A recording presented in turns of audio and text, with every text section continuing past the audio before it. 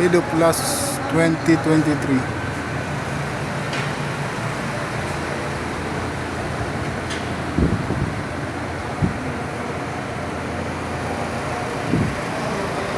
Gear oil, drain plug position. Chat pa yung wala ni?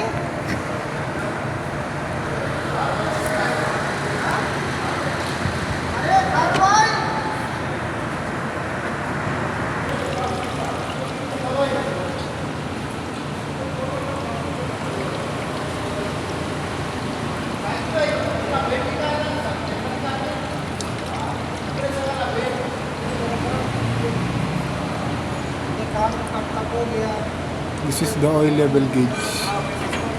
You put back inside.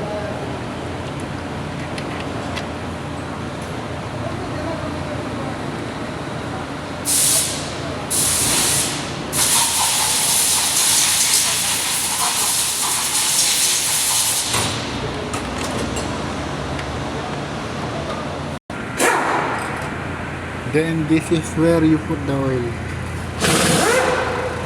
Remove this hose, and then you see the hole inside.